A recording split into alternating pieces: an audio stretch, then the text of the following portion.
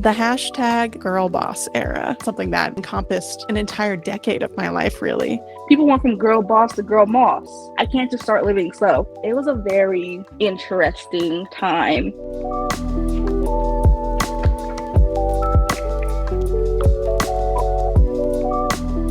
Shall we begin? Let's get started. Ha. Let's get it started in here.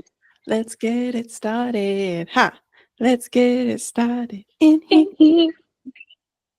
Hello, everyone. Welcome back to the Plan With Us podcast. Hi, girlies.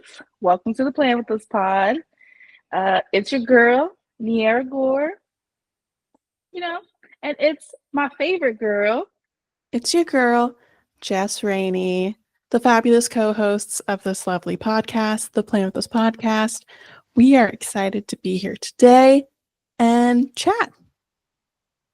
We got some fun things going on. Yeah, I'm excited to get into this topic today, but the sun is finally out. It's officially spring coming in. We're excited for this new season. Is spring, you think, one of your favorite seasons? You know, I was thinking about this recently because, I deeply resonate as a summer girly.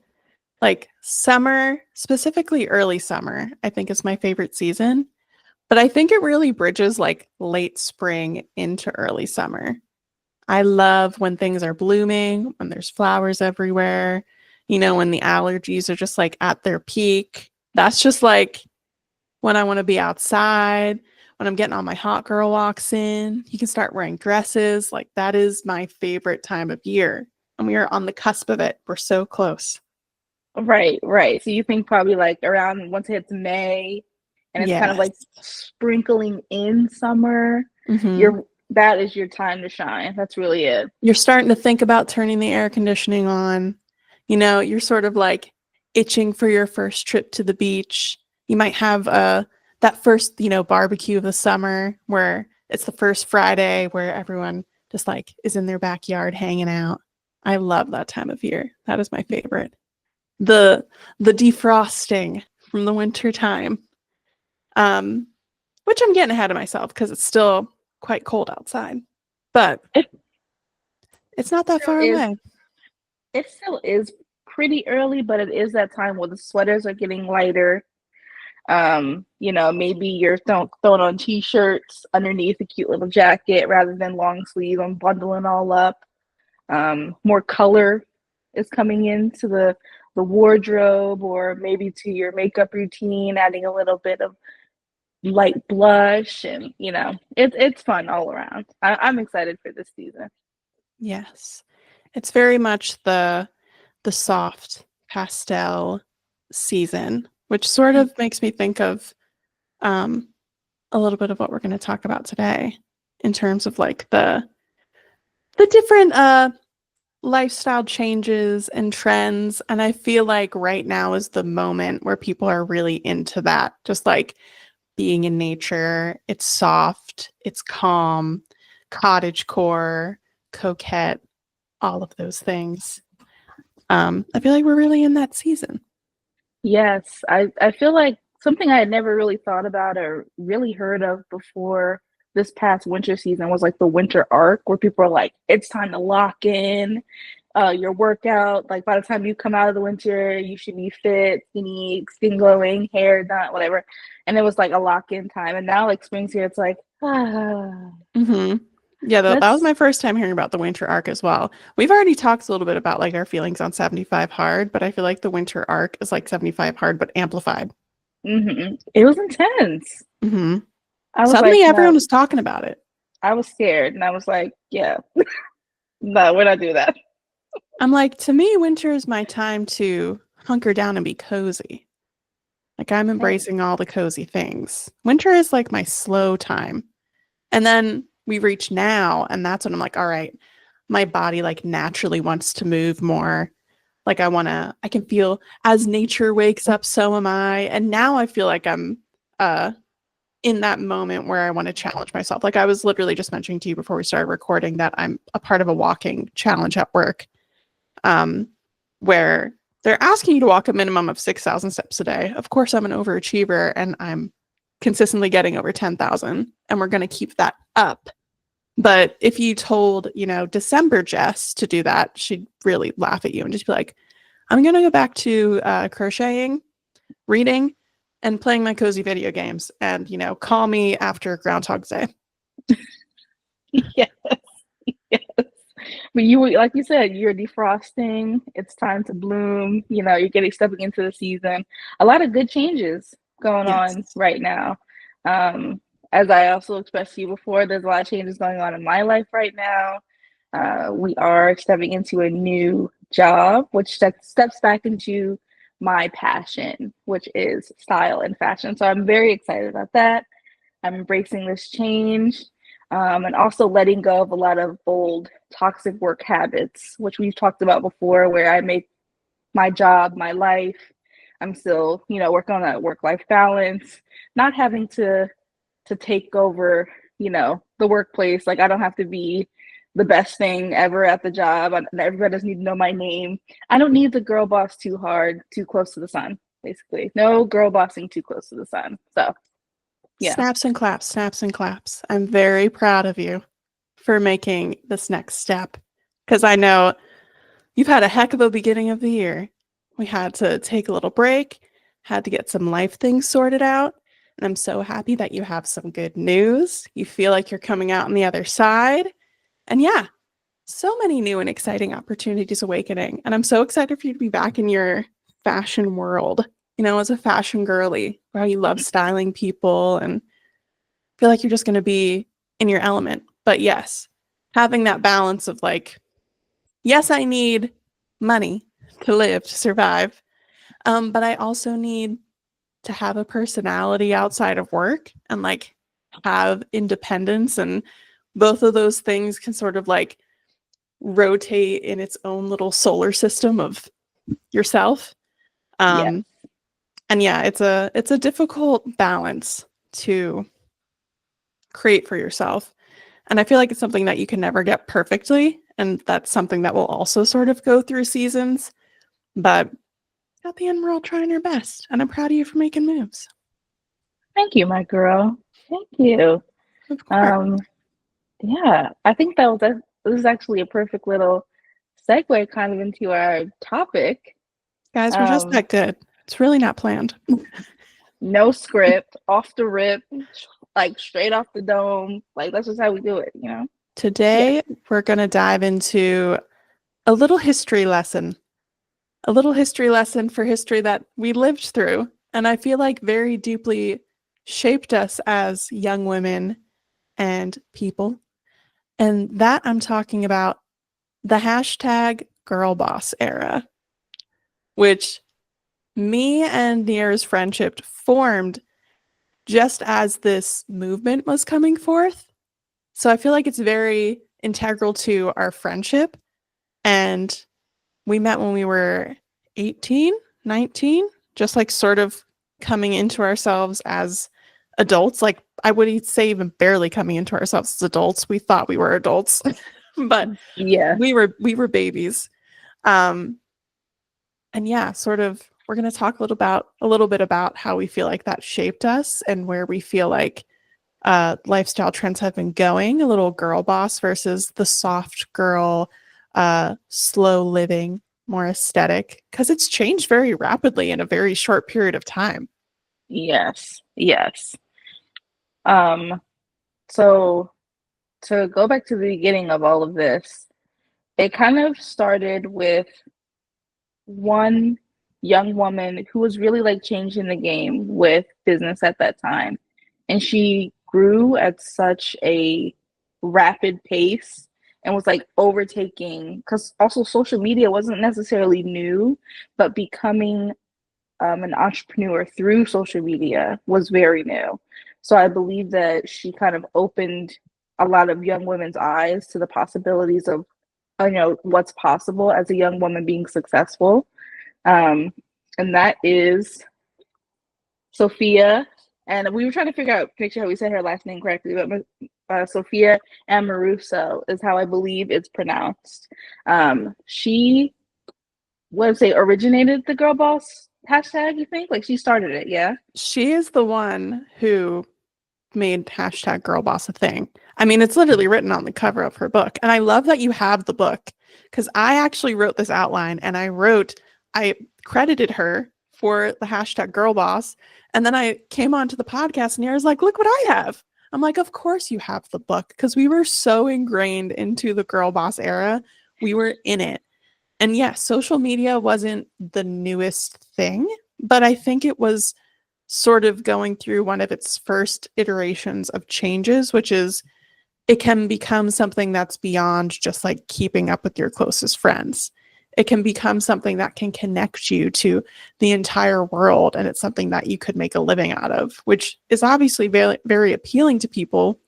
It's still an appealing factor now. Like you ask little kids what they want to be when they grow up and they say like YouTubers, content creators. Like it obviously is something that still generates a lot of revenue that can change a lot of people's lives. And at the time that was brand new and everyone wanted to be a part of it. So I found per Google that it was coined in 2014 by, yes, Sophia Amoruso. Apologies if we aren't saying her name correctly.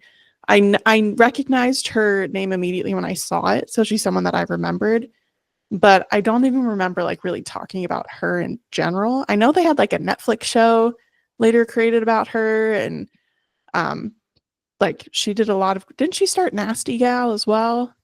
Yes. So literally on here it says founder and CEO of Nasty Gal. And the thing about her, what she was doing was like she really introduced selling online through basically like user generated content, and being an influencer and all that stuff wasn't really a thing in 2014. So for her to be wearing vintage clothes that she would go buy from a vintage show and show them online and sell them, and people were really attracted to that, was a really big deal. Like people didn't do hauls and like shopping hauls or vintage hauls. People didn't do outfit of the day videos. Like video wasn't even a big thing, but she was doing video at the time, and it just skyrocketed Nasty Gal to a whole nother level. And yes, she had a series like made after her with like a famous actress at the time that did not do well.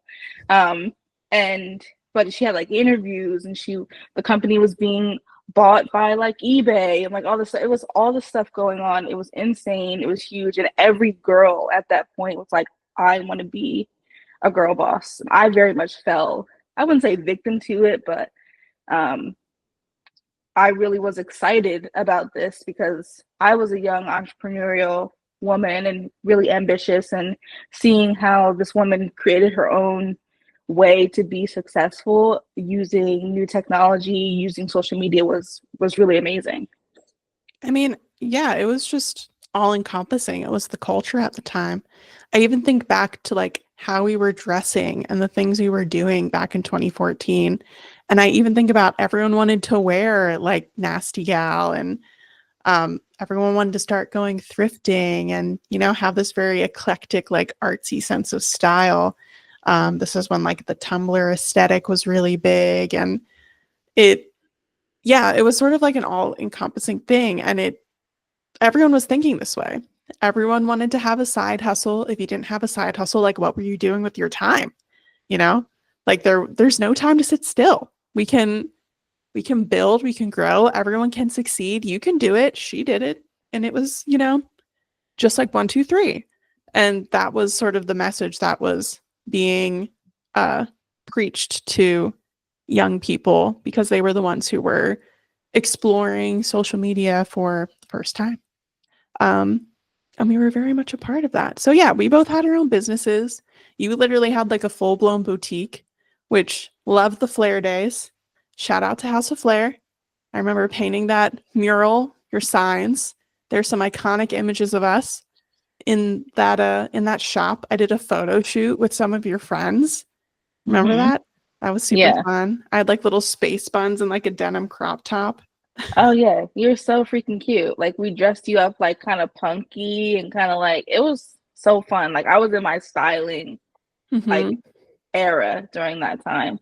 And I think like because at that time I had left school, and so being entrepreneurial and having this boutique, and my sister and I started a magazine, and like there were just so many things that I was doing at that point where I was like, I have to be doing something on my own that is mine, that I'm hustling and showing my work ethic.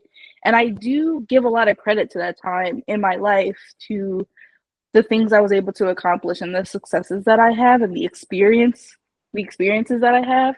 When I go to work and I meet somebody new and they're asking about my life and I'm like telling them things that I've done, they're like, "And how old are you? You've done all this and you're what? You're only 30, 31?" And I'm like, "Yeah, like, but it was also a little toxic because I felt like I had to be doing something. And if I wasn't going to be successful." And a lot of those same things still hang on to different parts of my life now. But like, how did the girl boss era feel to you during that time? Because we have different upbringings. Like, it was like kind of different. I mean, overall, I felt exactly the same way in the sense of like, if you didn't have your own thing and you didn't have, I was in college at the time, I was going to art school, and that was also the exact same time that I started Jesse Track, and I started to create stationery cards that I would literally bring my folding table over to Spruce Street Harbor Park in Philly, and I would go to the markets and I would set them up, and I would literally be walking through the streets of Philly with a folding table and an IKEA shopping basket, rolling shopping basket, and I would walk miles over to the park and I would set up my table and I would do my little spiel and have my little girl boss era, which I literally just closed down that business last year. So that's something that, really encompassed an entire decade of my life, really. But I very much value the lessons that I learned out of that experience. And yeah, I think at the time it was something that kept me very busy and kept me very creative, but it was teetering on a toxic relationship in the sense of it was very easy to burn out. And there was very little room for error or for if something were to like happen, like a life event, it would be very easy for everything to sort of like come unraveling because it felt very, very tight sprung and just, yeah, like you had to jam something into every single moment of your day. And I am still very much learning how to undo some of those habits. I know we've talked on here a lot about feeling guilty about being quote unquote lazy when really you're just taking time to rest. Go listen to our episode all about the different types of rest, and we could really break it all down. But yeah, I think in combination with our ages and just the environments we were in at the time, I look back on that time with a lot of fondness, but also just like, oh girl, like you're doing too much. It's gonna be okay. You're not gonna be a failure if you don't carry all this weight on your shoulders. Um, and yeah, I think that's something that I'm sort of learning how to balance out now. Yeah, I'm with you right there. Like, just not necessarily learning how to undo all of that, but learning what the balance is between our ambition and um our rest, and like enjoying life while still trying to achieve our goals. And you can have both, but was a time where it felt like you couldn't, because if you're young and you have time to do all the stuff, you might as well do it. So it also like it changed our 20s in a way that I think that other generations of 20-year-olds like didn't experience, or maybe didn't even have to experience. But I think you were right in the sense of like our environment went to all women's art school. So it like was ingrained in the school. I feel like as well. I feel like everybody was like, "Oh yeah, I'm gonna start doing this. I do this on the side. I'm good at this, so I'm gonna start selling this." And I did. It was insane. So, and us going to college too, like that was my first time really having independence away from my family, making my own friends and things like that. So I was learning about myself as my own human being. And I just feel like watching what Sophia was doing, it really just made me feel like, oh, I can do it all too. Like she did it in like what, took her 3 years to do it. By the time I graduate, I could probably be doing this and this. Like very big, ambitious plans that I think that a lot of other women in different generations didn't really have to feel during that moment. They were like, you go to school, you get a good job, like you move on, you start a family, like blah blah blah. But for us, it was like, no, we're going to school, but also we need to pick a side hustle, and also we need to be posting on social media, and also we need to be going to networking events, and also we need to be doing this, and we still need to graduate, and we have to get a great job, and we have to start like it was everything. And I feel like, because I know for me, when I turned 30, I felt like I was failing at life. I was like, oh my gosh, I'm 30 and this is all I'm doing right now. Are you And which kidding is me? girl, let me tell you my 30th birthday. Okay. When I was turning 30, I went to work and I was sobbing, crying. And I walked into work, I clocked in, and I looked around and I was like, is this all I have to show for everything that I've done in my life? And it was really, really bad. And a friend of mine at the time was trying to talk to me, be like, you know, like the way you see yourself right now, nobody sees you that way. And I couldn't even understand what she was trying to say, because I was like, no, like for me, like I am not successful. I have not achieved the things that I thought I was going to achieve by now. And it all truly rooted from this time. Like I thought I would be doing so much more, but I had to learn to forgive myself and be like, oh, it's okay. Like where I'm at is exactly where I need to be. I'm perfectly fine. I'm actually doing quite well for myself. So I need to like calm down, you know?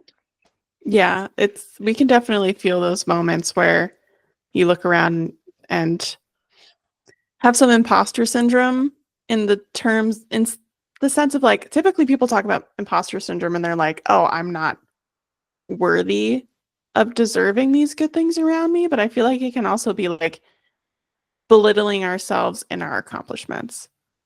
Being like, oh, like I know I did that, but it wasn't that big of a deal. When other people look at it and be like, actually, that was huge and that was really awesome. And you worked really hard and you achieved a lot. And yeah, it didn't last forever, but in that moment, it's really cool that you accomplished that and you learned lessons from it. And you can have building blocks upon that. And those building blocks don't necessarily have to go to monetary success or result driven success. In 2020, when the world sort of halted, is when I feel like that trend just like flat out died. Well, maybe. It may have been a little more of a trickle, because I know there was also the time in 2020 where everyone was like, keep small businesses alive and work harder than ever, because you can't really like go out anywhere. You might as well double down. And I mean, at least being in the small business community, that's sort of how it felt. But then one by one, I feel like people started to burn out and started to realize that's not really like a long-term sustainable way to live your life. On the other side of that, 2020 was like the start of influencers. So there was a different kind of like toxic work push that was happening with social media that was kind of different from the girl boss movement, where you don't necessarily have to own a business, but then in 2020 you became the brand. Like the person became the brand, and how you were representing yourself online and how consistently you were posting online and how many followers you had. And you know, then it started like brand deals weren't even really a thing before that time. Yes, people partnered with brands, but they were like campaigns through the brand itself. But now, like 2020, like if you're posting online and enough people are watching you, brands are sending you things and you are getting paid lots of money to post and promote a brand or a product or things like that. So that also then I feel like was Girl Boss 2.0, because that allowed women to also shape their future in a way and shape a career that all you had to do was show up in front of a camera. But then it became toxic to the point where you're like, you have to share everything. And people got engrossed in people's relationships and all about their business and all the stuff like that. So it became like a whole other part of it that I felt like built on top of the girl boss era. But we weren't calling them girl bosses anymore because we didn't want to label ourselves, I feel like, in that time. But it still was like women empowerment, women doing their own thing, women can do anything, women can make their own money. Like it just became a really big thing after that time. Our entire social presence became social media, and it like that is how you talked to people during that time. And I feel like the more and more time goes on, people are now valuing in-person connections. I was actually having a conversation with my husband about this the other day because he like deleted his Instagram. Yeah, I mean, he was never like a social media guy. He was on Instagram for like, I'm gonna say the past year or two. But recently he was like, you know what? I'm done with it. I'm just gonna like have no social media again other than Facebook Marketplace. Because of course, you know, he loves to look at cars on Facebook Marketplace. Of course. But there's more people I know than ever that they're like, I'm like, oh, like, what's your Instagram? I'll follow you. And they're like, oh, I have no social media at all. And it's funny that I'm seeing more and more people sort of doing the complete 180 again. And it's just such an interesting time because we're sort of flip-flopping back and forth, and the changes are happening like that. Like every 5 years, the switch is flipping. And I think it will sort of like eventually even out. But yeah, I just think it's really interesting how the slow living movement, the soft girly movement, like that is what the younger generation is all about. The girls who are now in their 20s and are going through that period of time, while we were going through the girl boss era, they're now going through an era of like, they want to live on a farm and be a wife and have a garden and make sourdough bread and, you know, wear little aprons. I'm like, that is the thing to aspire to right now. And I'm really curious to see how that continues to sort of shape generation after generation, year after year. Because just like we're sort of learning that, you know, it can be beneficial in ways. I think anything to an extreme is a dangerous thing, you know, everything in moderation. And while we can take aspects and things that we've learned from the girl boss era and apply it to our lives now and be grateful for them, I think people will sort of see the same thing about slow living. Because I participate in all those things. I have a garden. I love to bake. I'm a wife and I love my husband. I love to make him dinner. But at the same time, I'm a strong, independent woman who has her own job and makes her own money. I'm educated, you know. So I think you can have those multifaceted bits of your personality. Yeah, what is it called? The trad wife. Yeah. The traditional wife. That is like a era. big thing right now. If you're like in your early 20s, everyone just wants to like get married and start popping out babies. And I'm like, that's terrifying to me as a 31-year-old. Yeah, because if you think of us being 20s, we're like, no, we'll wait to have kids. Like kids are not the priority right now. Like I'm about me and my time, my career, my success. And that really like shaped, and this is why I think millennials, excuse me, I'm bouncing back and forth, sorry. This is why I think millennials are such a very special generation, because the things that we've experienced in our lives have like thrown us back and forth through everything, through the world tragedies we've experienced, the vastly different presidents we've had, the wars, the new technology, like we've experienced so much stuff so quickly, and we are able to adapt also quicker, I think, than any other generation. I don't think that Gen Z or Gen Alpha coming up could even understand not living without technology and not having that be a part of your life, and then having it all of a sudden be all a part of your life and be a big part of it. And now you're trying to find that balance as to where like boomers and Gen X before us live without technology, and having it come in, they're like, now they reject it, and almost like half of them still don't have an email. So it's like it's like the millennials, we've been through so much and had to change around so many things happening, and it's just interesting to see like how life is changing, and it's going to change how we raise our kids, or really how we usher in the next generation, because we've experienced so much. It's somebody needs to like write a book about that. Oh, I'm sure it's been studied. And I think that was sort of my whole point of bringing up like how quickly these lifestyle trends can change and how deeply they can influence young adults and even, you know, full adults, I would say. We aren't young adults anymore, but that's okay. And I'm not saying that like our generation is the best and like no, no, no. I love the younger people. I love the older people. You know, we all have our faults and we all have our, you know, benefits. Um, but I just think the comparison is really interesting.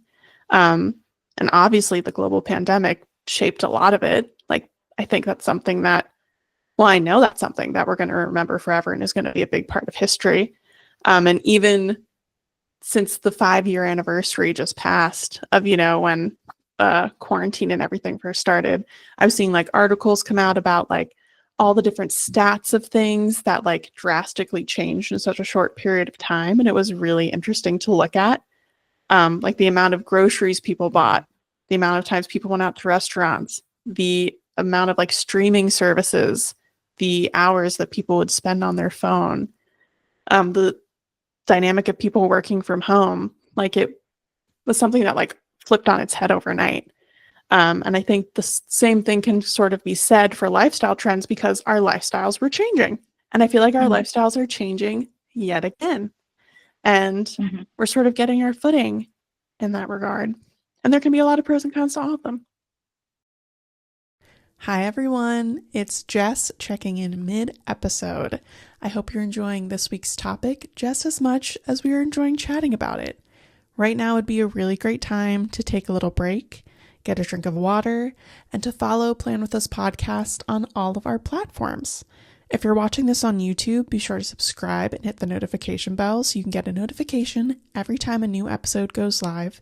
You can also get exclusive content, updates, and clips from our favorite moments over on Instagram. You can find us on both of those platforms at Plan With Us Pod. Leaving a review on your favorite podcast listening platform is also a great way to show us support. We appreciate every single review that is left, and we appreciate every single one of you. So without further ado, let's jump back into the episode. So let's talk about the soft girl, slow living a little bit because we've touched on the girl boss. We can talk about the other side of the coin, and then we can sort of do the what we want to graze from each category. And, you know, our experience there. So for the history of the, oh, you're going to say something? Go for it. No, I was going to say now, when it comes to soft living, I think that you have really started to perfect that. Now, I didn't even realize I was.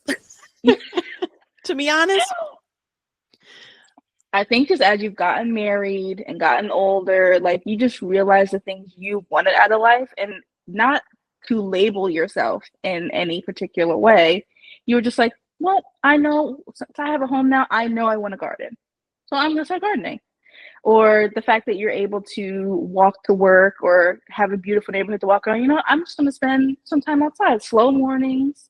I am a wife now. I'm married. So, you know, I want to take care of my husband and vice versa.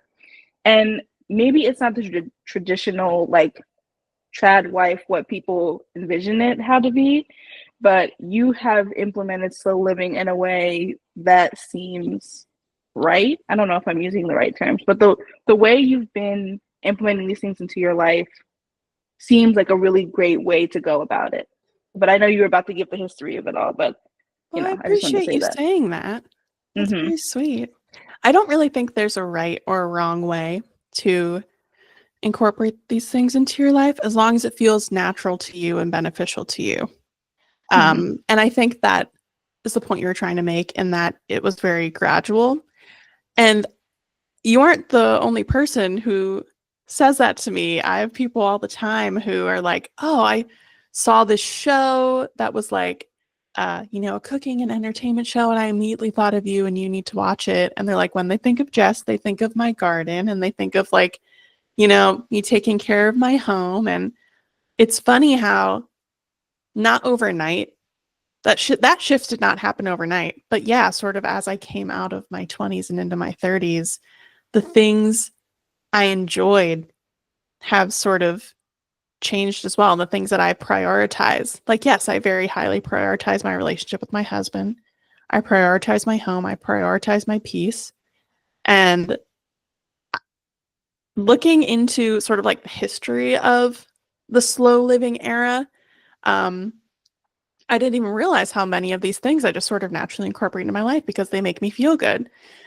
Now, again, everything in moderation, because you can also look at the dark side of it and how, people who want to be like entirely off the grid and like have really extreme ideas about it. And, I'm not telling you how to live your life. I'm just saying everything in moderation.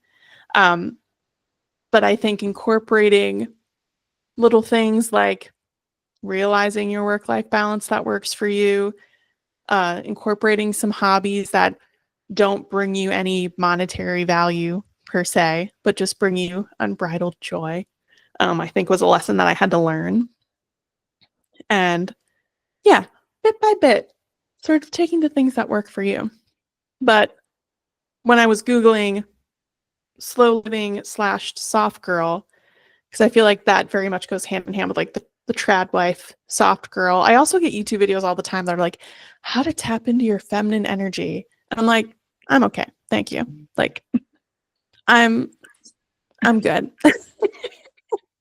I'm like, I got my own energy going on, Yeah. So I feel like that can all sort of be categorized as one thing that I feel like is becoming more and more popular. But it was rooted in the early 2020s, gaining traction during the pandemic. And that is actually when I started my garden. My first garden was a pandemic project. And it's influenced by cottagecore, the clean girl aesthetic. Oh my gosh, we haven't even touched on the clean girl aesthetic. Oh yeah, girl. And I got some mindfulness things to say about movements. that. Yes. Mm-hmm. How do you feel about the clean girl aesthetic?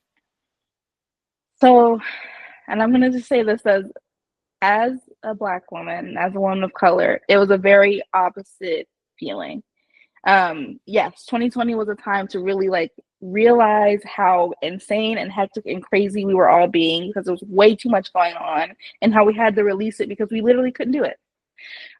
So that was the first start of it, and that's when women kind of realized, like, I like being home, or spending more time with my kids is great, and not being so focused on work and burning myself out is great. And then when these different aesthetics started coming on, also I feel like there was like a new aesthetic dropping every week. Like Yes. I was like, I couldn't keep up. Like there was so much going on. But when clean girl aesthetic came out, and I understood clean girl aesthetic because if you look at the root of clean girl aesthetic, and the look of it, first the outward appearance of it, it's very much rooted in Latina and African American looks. So there was this argument going on online with, yes, girls being clean, saying I don't have to be glammed up, my skin could just be glowing. People getting into gold jewelry more, slicking their hair back, wearing cleaner clothes, stuff like that, which anybody can do. And I'm not saying it's not for everybody. It's just that because it became more popular amongst young white women, and that was an aesthetic that they were pushing, there was no credit to where they kind of got that influence from, because prior to that time, wearing gold jewelry was considered ghetto or gaudy or outlandish, too like provocative and showy and things like that. I've always been a gold girl. I've always worn gold jewelry. I love that, and I do think that's rooted in my African American roots. But so when it was becoming popular, people were getting a little offended because they were like, oh, now gold jewelry is cool. Now having a slick back bun as a casual style is cool. So there was a bit of a online true debate about that. I think I understand the clean girl aesthetic. I understand what they were trying to say, which was just like, be natural. Live a slower lifestyle, like show off your skin, make sure you're glowing, like take care of yourself. There was that portion of it, which I understand during that time. And also because there was a lot of heated racial tension going on in 2020, 2021, with all that going on, I think the messages were getting lost.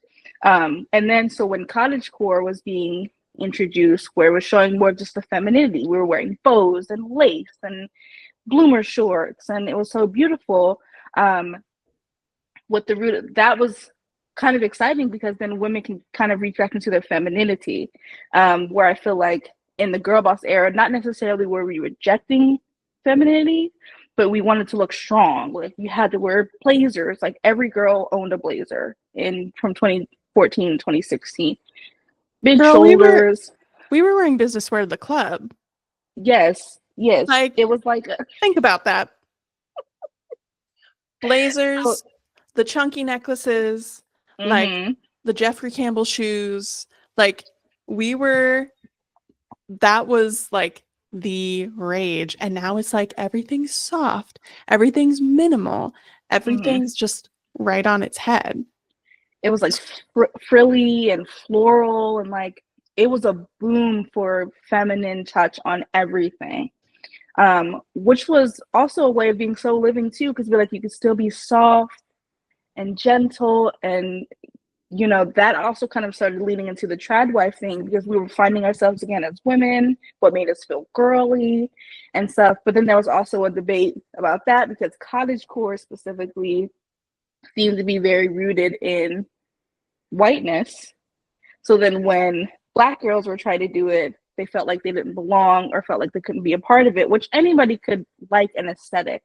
An aesthetic is fine for anybody as long as you understand the root, and it does have to be inclusive. You have to understand where it comes from and why we're doing it. So when all of these different labels and aesthetics and like we're all coming out, it was just a very confusing time because people are like, oh, where do I fit in now?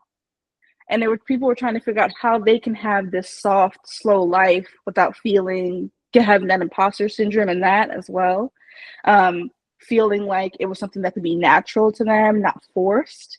So it was just very interesting, and I think that for myself, I was struggling with that too because I was like, well, I can't just start being soft. All this work I did, like I was doing all this work and I was doing all this stuff. Like I can't just start living slow. People went from girl boss to girl moss. Like I was girl boss and I can't like start just laying down on the earth. Like I can't do that right now. I have goals, I have dreams, I have money to make. So it was a very interesting time. And I'm finally now getting to the point where understanding what slow living and soft life is for me and what that means to me.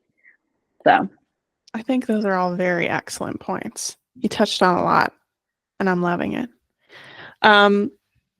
But yes, I still have things ingrained in me that I feel like I can point back to the girl boss era and be like, yes, because I am a confident go-getter type of woman, and I think that is something that will always be ingrained in me. And yeah, I think sort of discovering the softer side and how it can sort of weave itself into those aspects of my personality has been a really interesting journey. And yeah, sort of romanticizing the everyday life has been a really big thing for me. mm-hmm. And especially again, we're going to bring up the same themes over and over again because that's what this is all about. But going back to sort of 2020 and a lot of the elements being stripped away from our lives, sort of reinventing your new every day. And it might not be as glamorous as it used to be or as exciting or as busy, but sort of making the most of the simple moments that you had and then sort of finding enjoyment in that. And you're like, oh, I'm just sitting here with, you know, a cup of tea during the afternoon. And, you know, I'm going to take a little walk on my lunch break and I'm going to incorporate these little habits. And oh my goodness, that actually like really enhances my day in a way that back during that girl boss era where it was like, go, go, go, there's no time to even breathe or think in between going from the one task to the other. So we didn't really get to like experiment with that and experience that. And I think that is something that I have wholeheartedly approached and embraced. Even when I was running my small business. And after 2020, I became less of a stationary business and more of a self-care focused business. I was literally going to say how Jess Attract like transformed Mm-hmm. after 2020, and I realized how it was a very natural progression with everything that was happening in society and in life, and how Jessica Track was a very product focused, like pushing the cards and things like that. Like, this is what I can create and this is what I can sell. I got to make as many as I can so I can sell them, stickers, all that stuff.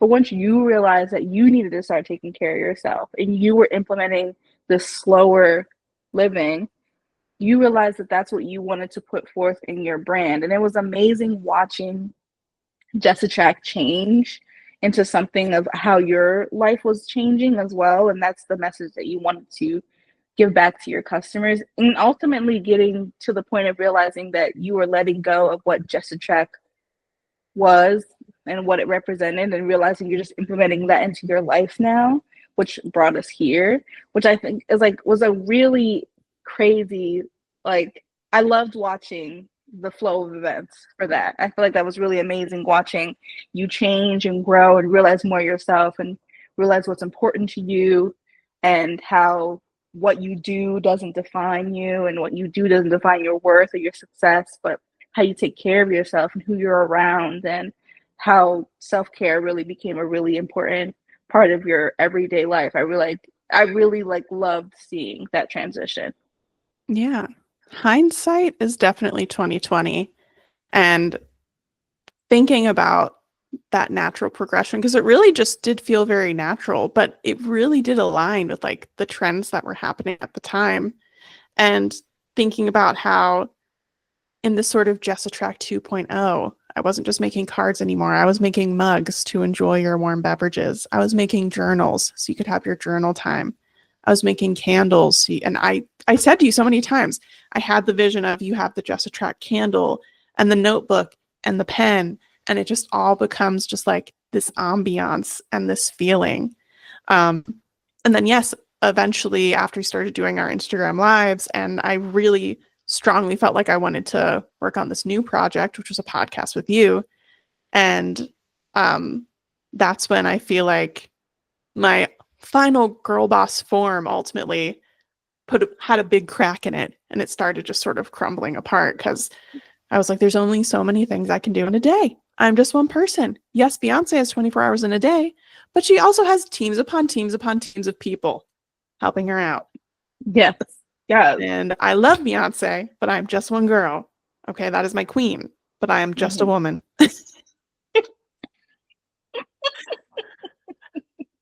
And yeah, I think it is really funny to look at our journeys throughout that time. And I didn't even realize I was being so influenced by lifestyle trends, but it really is just like a natural sort of thing. I remember distinctly. I don't remember what year it was or exactly when this happened, but I remember because we would have conversations about business often, a lot, especially when we were younger. And you had an idea, you would give me a call. Hey, does this sound good? Blah blah blah. And one time I came over to your apartment, and we were sitting on your bed, and we had notebooks, and we were just like, okay, so like, what are the three things? Like, I remember us like narrowing down what Just Attract is and really figuring out the things that you should make and how this should like impact who your customer really is and who you're trying to connect to. And I just remember that so vividly because we were just such ambitious young women, and we had such big plans and hopes and goals for ourselves, and how we were always encouraging each other in these moments.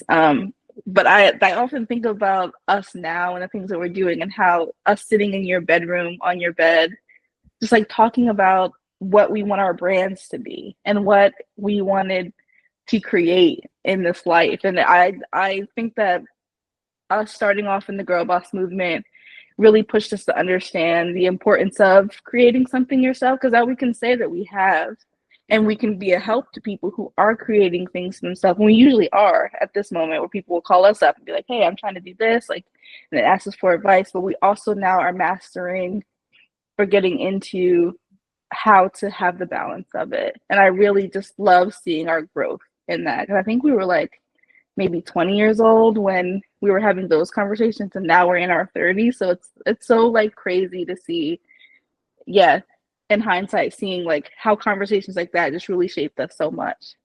Yeah. And I'm just thinking about the contrast now of having conversations about what we want to prioritize in our business versus now conversations of we want to prioritize in our lives, and like things that we want to focus on about our personality and our health.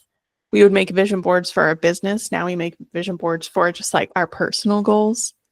And a lot of the lessons that we learned from that time can still be applied to this new sort of mindset and outlook.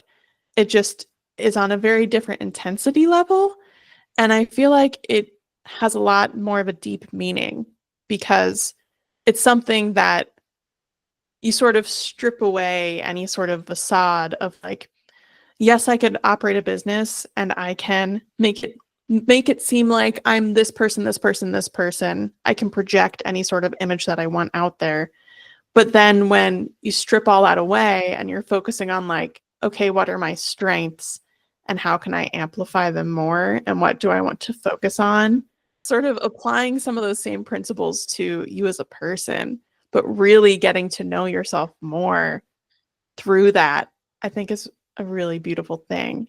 And again, we don't have it all perfect because maybe in another 10 years, we're going to look back and we're going to point and laugh and say, you know, little 30-year-old Jess and Niara thought they had it all figured out. And look at that. They don't, because I know we don't.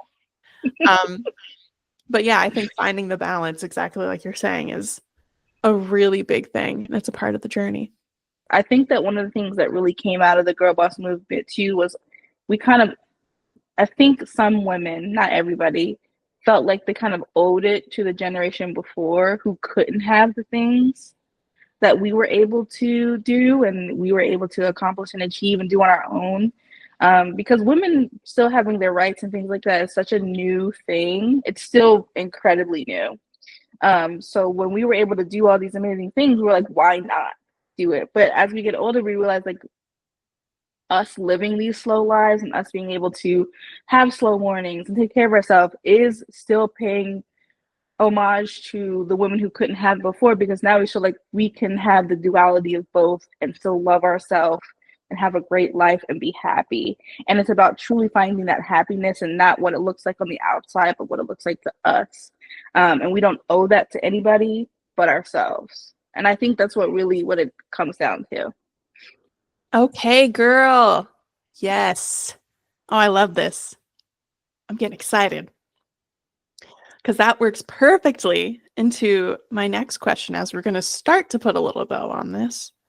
But ultimately, the question of the episode is, can you be both a hashtag girl boss and a soft girly? Figuring out that duality for, you know, a plethora of reasons is a beautiful thing about being a woman. You know, we got these multiple facets. And I think that's something that we need to celebrate and we need to embrace. And we can live with ambition while still being intentional. And finding out that balance of work life is something that we're always going to be chasing. But I do think that it's possible. Yeah, for sure. You're even like, I'm looking at the notes as well as we go into sort of the pros and cons of it all. And we kind of probably talked about it a little bit, but the pros and cons of the girl boss time, where I really just feel like it really was a formative time for our independence. Like it was the mindset of we can do anything. And as women, we really need that. Like I was just saying, the generation before us, they could not do things on their own. They literally needed a man to do them. They needed somebody to co-sign on things that they just needed to survive as women. And now we don't need that anymore. So it was really amazing to come into an era of I can start my own thing and be proud of it. And it's mine. And I don't have to give that credit to anyone else. I see you have on here like the financial freedom, like being able to make our own money as women. Yeah, like I'm proud of the money that I make for myself. I'm proud of to say that. And I always joke around with my friends at work, like, yeah, I can do this on my own. Like, I can be that girl by myself. I love my man very much. I need him in my life very much. I just want to have a segue of that to say, but I have done a lot in my life where I feel like if it came down to it, I could survive on my own.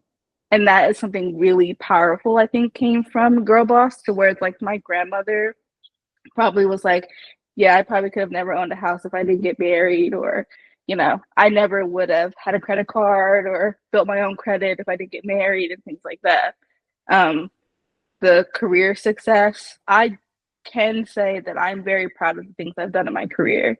And it took me a while to be proud of myself and realize the good things that I've done. But I was just talking to a coworker the other day, and I was explaining to him how I like auditioned for Project Runway and I made my own collection, and I had to learn a lot of other techniques and skills on my own and things like that. And he was like what? Like, you've done so much. And talked about the magazine and my shop, and it's just realizing, like, even in that same thing of all the success I had, realizing that because as a woman you feel like you still don't measure up enough and you still have to do more. Like, isn't that just like a crazy thing? It's very silly, and it's something that I feel like everyone does to themselves. Sort of like I was saying earlier with the imposter syndrome of, oh, well, that wasn't that impressive, or I did that, but it wasn't that big of a deal, and sort of taking the time to celebrate all of the wins because they were all a win and they all sort of stack on top of each other. And also, everyone is also on their own timeline. Like, who says that we still can't succeed in some of the dreams that we had a decade ago? Maybe we don't prioritize those things as much now, but it's still entirely possible. Like, Right. you just got a new job, you're making moves, you're going up. Any sort of step forward and step above is a step above. And it might feel like a series of small jumps, but then when you look back, it's a whole mountain that you just climbed, girl. Yeah. You were down here and now you're all the way up there because of these little movements that you made. And yeah, for some people, it's more of like a big leap. And sometimes it's luck, sometimes it's help, sometimes it's privilege, sometimes it's a lot of different things. But everyone's timelines are different. And I think comparison can really be the thief of joy in that regard. Yeah. So we need to be careful about it. But I'm proud of you, and I'll keep telling you I'm proud of you. That's the thing. You got to have the people that are your cheerleaders. Yes. Yes, you do. And thank you. I'm very proud of you too. I'm always so proud of everything that you are doing. And sometimes I have to do this more often, but sometimes I know I'll reach out to you and be like, hey, I just love you so much and I think you're the best. And I just want to let you know that right now. Like, that, like, that's really it. Not tied to anything else. Just like encouraging us girls, like, to just keep going. Like, we're really doing the damn thing. And sometimes there's no result or physical thing to show, but the people watching, the people around you, like, they notice. Like, Yes. Yeah. I know I need to be better about that as well. About that. Because I feel like people think that's weird now. And I'm like, it's not weird to compliment people and tell you that you love them. That's not a strange thing. Not weird at all. Let us know. Are you a girl boss or a soft girly? And you can be both. Just as time has gone on, we have really started to find that balance between the two. And with me, like, starting this new job, and I realized I was also telling you too, like, I'm starting this new job and I'm like taking some time off to myself. I'm also going into this job understanding that it's a job and I would do well at that job. But when I go home, it's about my life. And it took, what is this, probably job number 17 in my entire life to really understand that I don't have to make my entire life about work, and I can still be great at my job, but that doesn't define me as a person.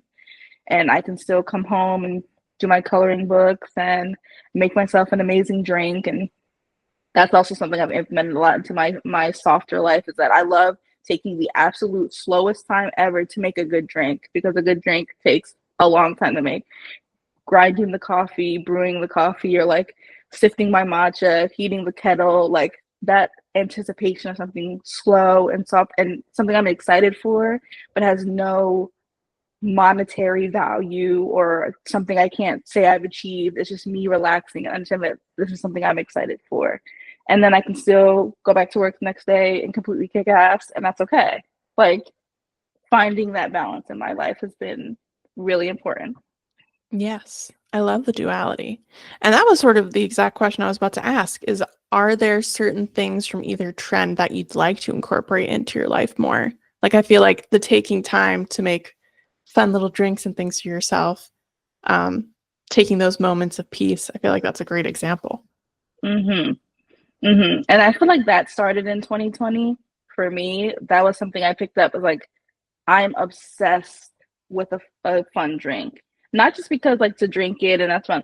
Making a fun drink, like finding ingredients, discovering syrups or different types of sugars, or how to have something that's good for my gut health or for my immune system. Like I was into it. I still am. I have an entire drink station set up. I'm currently living an alcohol-free life, but I still love making a good mocktail and seeing what's sweet and what maybe is something a little more savory as a drink. Like just understanding that balance, and that's nothing I had to study or prove. It's just something that I love doing for me. I love this thing. I love my slow mornings. Don't bother me in the morning. Okay. I always tease my husband when he wakes up at like 9 a.m. I'm like, why are you awake? This is my time. You're I like, don't expect you to wake up till at least 11. I'm having my me time, go back in the room and close the door. Honestly, the same thing kind of happens to me because my husband leaves for work way too early. And when I hear his work van start and pull out the driveway, that's how I know I need to get up. Um, yeah, that's when I arise and I have my time. But I'm like, packing my lunch. I'm doing a little walk on the treadmill. I might be like doing a little journaling. Like that is my solid like 2 or 3 hours of me time before I physically go into the office. And if my husband calls me during that time, I'm like, I love you, but I'm having my me time, sir. Like, what do you need? I'm in the I'm middle gonna of need you to hang like, up the phone. yeah, like, can this wait until, 9 a.m.? Okay. Having those pockets of like undisturbed me time. Like, would I be able to have that time more so in the evening? Actually, no, because I think I really like my evening time to be my time spent with loved ones. Um, so yeah, I feel like designating that time, I'm like, this is my me time, this is my work time, and then this is my time with friends and family. Having those literally not, I don't literally write them in my schedule, but it's so ingrained in my routine that it feels like it's scheduled. And Right, that's a right. habit that I think I really love. Yeah. What parts of the girl boss era do you think that even as you have started to slow down in life that you still kind of hold on to and that are a part of your everyday? Well, I mentioned it earlier, but thinking about the goals that I would have for like my business and results in that regard, but sort of framing it as goal setting for my personal life. I think I've learned a lot about how to set a goal, how to make a plan, how to follow through, discipline, self-discipline, um, is a really big one. Because I feel like if you go so fully in the other direction of the slow living soft girl, um, you sort of think that any sort of work is toxic and bad. And that simply is not true. Like things still need to get done. You still need to be a functioning human being. You still need to take care of yourself. Um, so I think that aspect is something that I still carry deeply with me. I'm a very self-disciplined person. Sometimes I can be a little bit too disciplined. And, and I know you fall to this as well, Niara, where, if we say we're going to do something, we don't follow through, that we feel very guilty. Letting go of that guilt, um, but still incorporating that discipline in a way that helps me to get stuff done.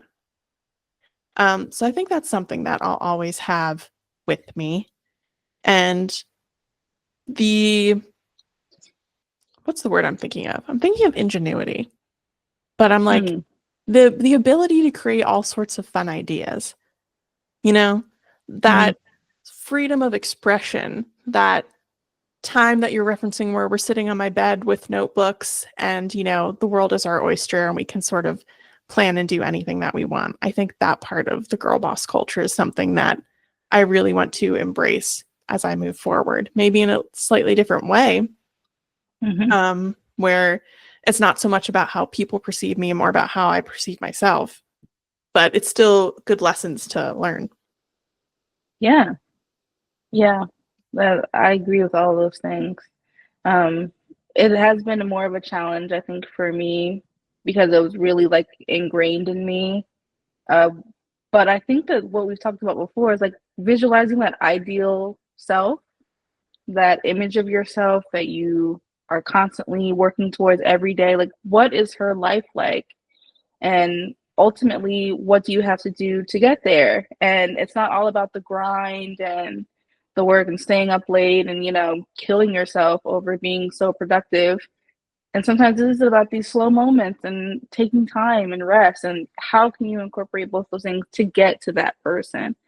And that's just something I'm really just trying to realize with myself of who really I want to be. And do I want to look back on my life and say, I worked hard and did all this stuff, but I never enjoyed any of it. I never took the time to figure out who I really was as Niara and who she really is and what she enjoys. But I just took all this time to just work so hard so I can have all these accolades and have this physical value that I can show off. And does that really make me happy? And no, it doesn't. So I think that is the moral of the story, is that it's all about having that balance, finding what works for you. yeah. And if you girlies have experienced that too, like we would love to hear your stories because I know a lot of women our age who have experienced the same thing and are cycling through life and now realizing they want things a little softer, a little slower, but still hold on to that ambition. It doesn't mean you completely delete it and throw it away, but we would love to hear from the girlies who have experienced the same thing or how you're finding that balance in life. What are some tips and tricks that you have learned and caught on to, or maybe something you've seen and you're like, oh, this is how I'm going to implement this into my life? We would love to hear that. Yeah. Let us know about your experience. Leave a comment, shoot us a DM, leave us a comment on Instagram, on YouTube. If you deeply resonated with any of the little stories that we were telling today, I feel like we had a nice little history lesson of not only the different lifestyle trends, but like the history of our friendship, which is really cute. Yeah, be sure to let us know how you feel. And while you're at it, be sure to subscribe on YouTube, follow us on Instagram at Plan With Us Pod. We appreciate all of the support and the love that you've been leaving for our little podcast. And yeah, we're going to keep making episodes and talking about all sorts of fun topics. Yeah, thanks, guys. We love you so much. And we'll see you on the next episode. Bye. See you soon.